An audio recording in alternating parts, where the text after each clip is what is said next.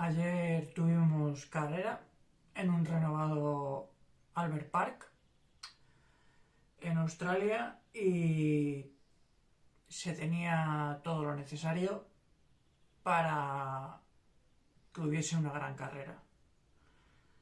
Se habían quitado alguna chicane, se habían agrandado zonas de curvas.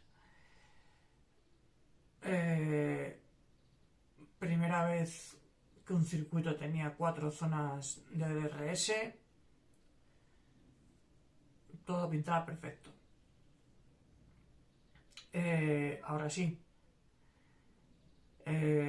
todo equipo que quiera gestionar su temporada de cara a estar arriba necesita fiabilidad mecánica y habilidad de los pilotos.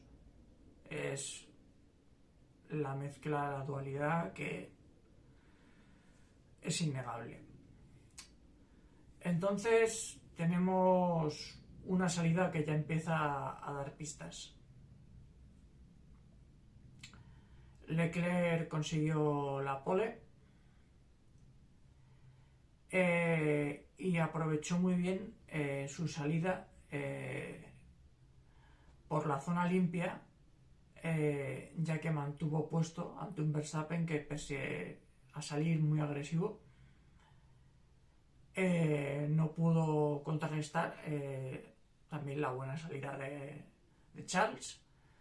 Aparte de que luego en repetición se veía como los coches de zona sucia pues tenían dificultades, ya que el coche derrapaba más y claro, eso siempre perjudica al piloto. Así llegamos a la primera curva, donde tenemos un invitado de honor, que es Hamilton, que hace una frenada de esas que hacen que nos enganchemos a este deporte. Es que frenó en el vértice prácticamente. O sea, fue una locura y fue una delicatessen brutal. Le robó la cartera a Checo. Checo no tuvo más que decir, pues se la ha llevado. Y a la vez estuvo inteligente porque sabía que no era su carrera, ya que sabe que tiene mejor coche, sabe que tiene mejor velocidad, tanto punta como en aceleración, y que tarde o temprano pues le adelantaría.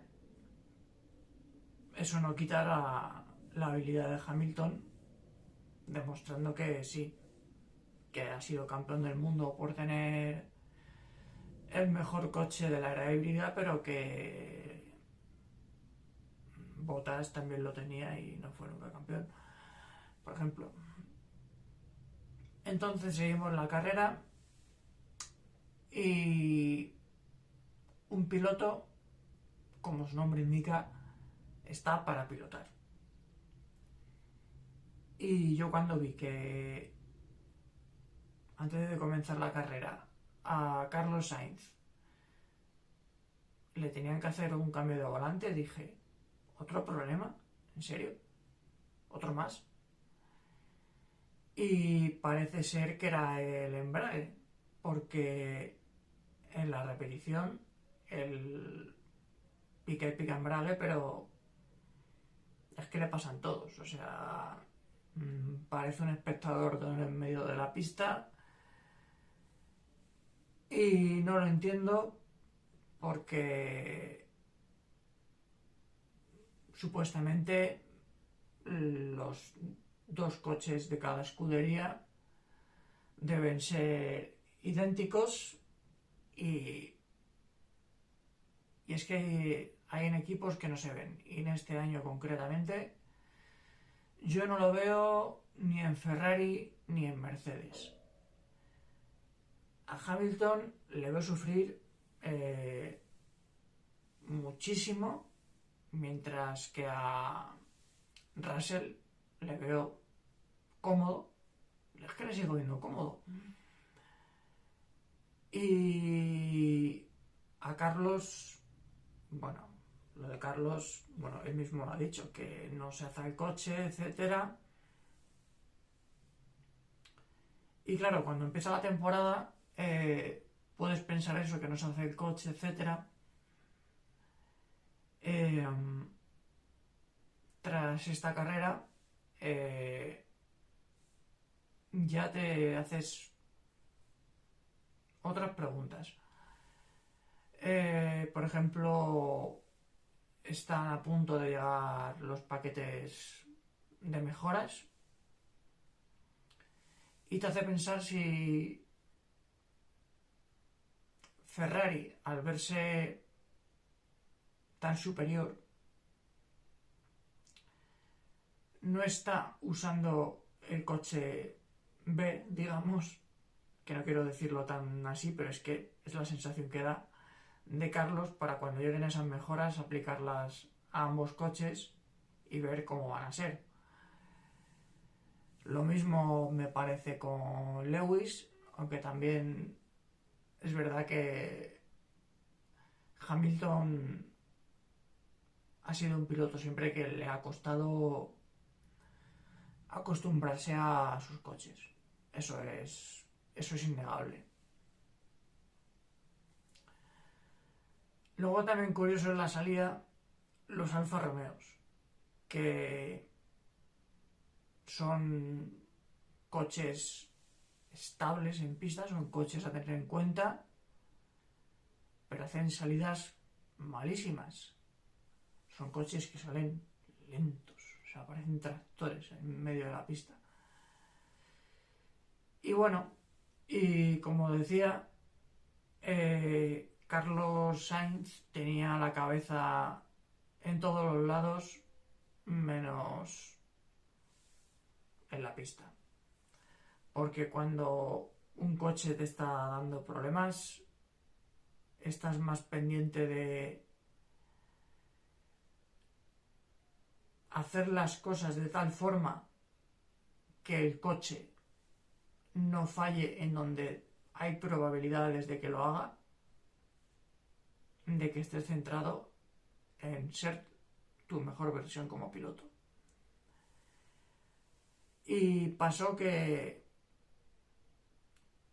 en una de las peores curvas en las que se te puede ir el coche, se le fue, se saltó la curva completamente. Además, por lo menos tuvo que reducir 2 marchas en el momento de adrenalina de querer controlarlo para que no fuera mayores. Y eso lo que hizo fue, pues claro, subir revoluciones, que el coche patinara y que acabara en una de las curvas de grava del circuito, y para él ahí se acabó la carrera.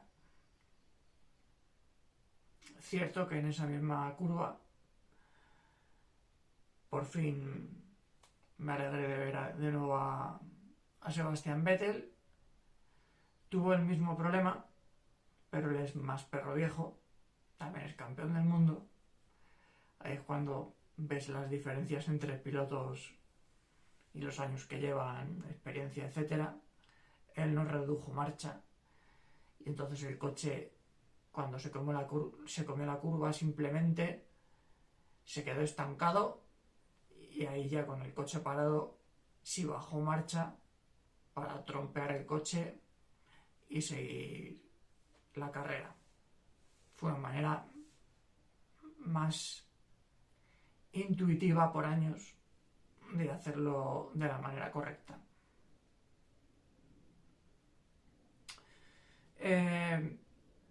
Luego, ayer los safety cars se vendían caros de cara a los undercuts. Todos los coches que salían en la posición, digamos, prevista, salían con neumático medio y así terminarían luego con neumático duro. Pero claro, había que pensar muy bien si habría otra bandera roja. Todo depende mucho básicamente de la gestión del neumático, porque es lo que decide todas estas carreras. No se está viendo gran diferencia, por ejemplo, en repostajes, etcétera. Que por cierto, bueno, luego algo de Alonso. Entonces hubo una situación muy icónica, que fue ver a Hamilton viendo a Russell en boxes. Y cuando ya estás en pista y ya se sabe la posición virtual o la real del coche, Hamilton abre el radio y pregunta que dónde está su compañero. Y le dan evasivas. Le dan evasivas a un tío como Hamilton, que lleva en la Fórmula 1, que lleva un cuarto de siglo en la Fórmula 1, señores. No le puede dar evasivas a un hombre así. Y al final le dicen que sí, que se va adelante. ¿Por qué no se lo dicen? Obviamente, de ser campeón del mundo a que llegue el rookie del equipo y que estés continuamente detrás, tiene que doler. Tiene que doler bastante. Entonces, ahora os voy a hablar de Fernando, pero os voy a hablar muy poquito. Porque es que es lamentable. Después de lo del sábado, había gente con la esperanza que a base de banderas rojas, golpes, etcétera, Alonso estuviese arriba. A ver, seamos realistas, por Dios. Alonso simplemente pudo hacer lo que Hamilton hizo en la última carrera, que es demostrar que es muy bueno, porque de hecho Hamilton creo que la última carrera remontó 10 puestos, Alonso remontó 11. ¿Y qué pasa? Que claro, lleva el cambio obligatorio de goma. En este caso fue al revés. Alonso cambió el neumático duro de inicio para intentar la remontada a base de esas banderas, accidentes, etcétera. Por el medio llegó a estar cuarto antes del cambio de neumático, pero cuando cambias neumático pero no tienes una diferencia considerable con el rival y no pasa nada en pista, pues te quedas donde quedas. Y además, irónicamente, quedó en el puesto número 14. Sí que poco más que contar. La cosa quedó pues como quedó. Leclerc primero, Pérez segundo, que lo estoy diciendo, que Pérez va a estar ahí, Russell tercero. Y en cuanto a escuderías, Mercedes se ha metido segunda, adelantando a Red Bull con ese rosco, que es que esos roscos que está teniendo Red Bull le pueden arruinar la temporada antes de que quieran luchar por ella. Y aunque sea por poco, Alpine ha perdido posición, siendo adelantado por McLaren. Sí que quedan por llegar los paquetes de mejoras. Yo creo que de cara al techo presupuestario las harán por bloques para ahorrar dinero. Obviamente no escuderías como Mercedes, que no creo que estén preocupadas por eso, pero sí la mayoría de ellas. Ojalá, ojalá muchas de ellas lleguen para la siguiente carrera, o al menos tengan nuevos reglajes pensados eficientes que valgan para mejorar los coches de manera verdadera. No, por ejemplo, como vimos el alerón de Hamilton, que lo han ido recortando de arriba, que es la chapuza estándar de la Fórmula 1, cuando tienes un coche que no da para más y quieres conseguir sacarle un poco más. Pero esa no es la forma. Sí que siguiente circuito Imola, sí que